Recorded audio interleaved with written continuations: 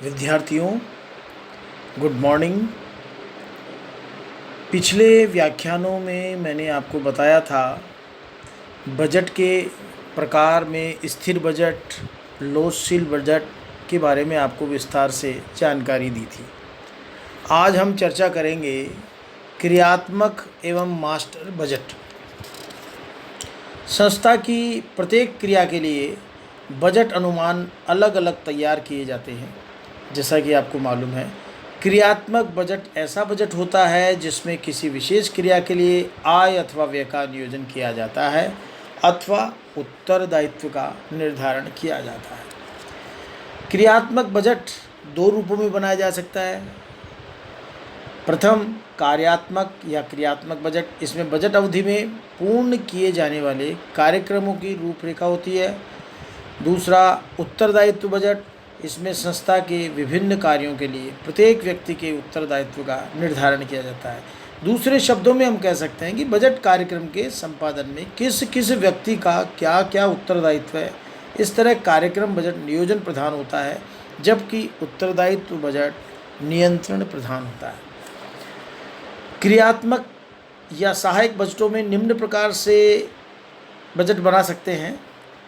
प्रथम, विक्रय बजट। दूसरा, उत्पादन बजट। तीसरा, लागत बजट।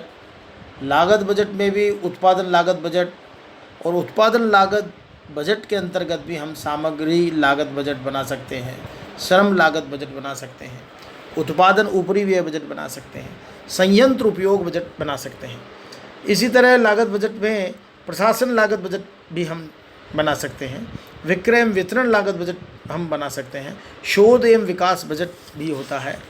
इसी तरह से वित्तीय बजट की चर्चा करें हम तो वित्तीय व्यय बजट, रोकड़ बजट, पूंजीगत व्यय बजट, यानी उपर्युक्त प्रकार के बजटों में विक्रय, उत्पादन तथा लागत बजटों के बनाने की विधि का विस्तृत विवेचन हम आगे करेंगे। लेकिन जहाँ तक बात है विक्रय बजट की, तो विक्रय बजट को हम इस तरह से परिभाषित कर सकते हैं कि विक्रय बजट कुल बिक्री का पूर्वानुमान है, एक तरह से, जिसे मुद्रा अथवा मात्रा में व्यक्त किया जा सकता है। व्यवहार में मात्रा में बजट तैयार किया जाता है। व्यवहार में मात्रा में बजट पहले तैयार किया जाता है और बाद में उसे मुद्रा में परिवर्तित किया जाता है। विक्रय बजट संस्था का सर्वाधिक महत्वपूर्ण बजट होता है, क्योंकि अन्य सभी बजट विक्रय बजट पर ही आधारित होते हैं। इस तरह से विक्रय बजट का निर्माण करने में हमें कुछ बातें ध्यान में रखने की आवश्यकता है। जो ध्यान देने योग्य बिंदु है वो इस प्रकार से हैं। जैसे विक्रय के गत आंकड़ों का विश्लेषण। विक्रय पूर्वानुमान तैयार करने के लिए गत कुछ वर्षों के बिक्री के आंकड़े प्राप्त करके उनके विश्लेषण से बिक्री की सामान्य प्रवृत्ति हमें ज्ञात कर लेनी चाहिए। पूर्वानुमान तैयार करने के लिए गत वर्ष की बजट बिक्री व वास्तविक बिक्री के समंक उपयोगी होते हैं। इसी तरह से दूसरी जो महत्वपूर्ण बात हमें ध्यान में रखनी चाहिए वो है बाजार का विश्लेषण। यानी कि इसका उद्देश्य ये है कि संभावित मांग, उत्पाद डिजाइन, प्रतिस्पर्धा की संभावना, मूल्य आदि के बारे में हमें जानकारी प्राप्त कर लेनी चाहिए विक्रय बजट बनाने से पहले। इस तरह से तीसरी जो महत्वपूर्ण बात हमें ध्यान रखने योग्य है हमारे लिए, वो विक्रेताओं से प्रतिवेदन, यानी विक्रय अनुमान उन व्यक्तियों द्वारा सही लगाए जा सकते हैं जो प्रत्यक्ष रूप से ग्राहकों के संपर्क में आते हैं। अतः विक्रय अभिकर्ताओं, यात्री प्रतिनिधियों, क्षेत्रीय प्रबंधकों आदि से बाजार की स्थिति एवं संभावित विक्रय के बारे में प्रतिवेदन प्राप्त किए जा सकते हैं। इन विक्रय प्रतिनिधियों द्वारा प्रस्तुत आंकड़े विक्रय प्रबंधक के लिए बहुत उपयोगी हो सकते हैं।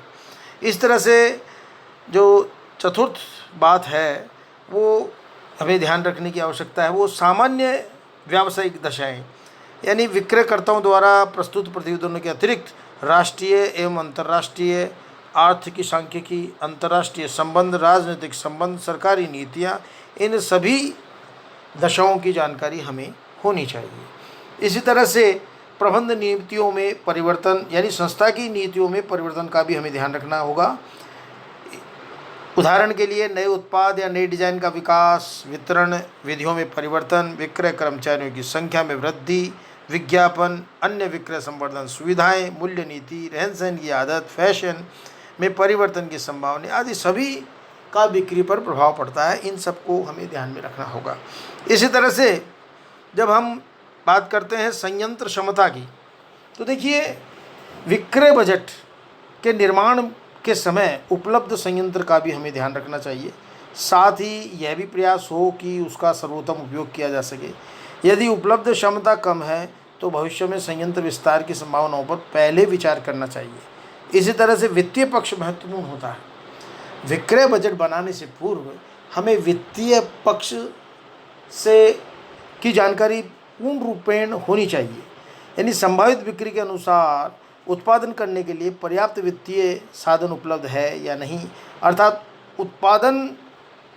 उत्पादन का जो स्वरूप है उसके लिए पर्याप्त वित्त की व्यवस्था हमारे समक्ष है या नहीं, इस बात की हमें जानकारी होनी चाहिए। इसी तरह से पर्याप्त मात्रा में सामग्री, श्रम व अन्य भौतिक सुविधाएं उपलब्ध है या हो जाएगी, इस संबंध में पूरी जानकारी हमें होनी चाहिए। इस पर भी हमें विचार करना चाहिए। यानी कि भविष्य में विक्रय का विस्तार करने की योजना तभी स्वीकार करनी चाहिए जब आवश्यक पूंजी साधनों की व्यवस्था सुनिश्चित हो जाए। तो विद्यार्थियों, इन सब बिंदुओं के अलावा एक महत्वपूर्ण जो घटक है वो है बाह्य घटक। उपरोक्त घटकों के अलावा विक्रय बजट बनाते समय निम्नलिखित बाह्य घटकों का भी हमें ध्यान रखना चाहिए। जैसे उद्योग के संबंध में सरकारी नियमन एवं नियंत्रण की स्थिति क्या है, जनता की क्रय शक्ति कितनी है, मौसमी एवं चक्रीय उच्चावचन किस प्रकार के हैं, जनसंख्या परिवर्तन कैसा है तथा औद्योगिक क्रियाओं में सामान्य प्रवृत्ति क्या है। तो ये सारी की सारी जो बातें हैं हमें विक्रय बजट बनाते समय या विक्रय बजट बनाने से पूर्व हमें ध्यान में रखनी चाहिए।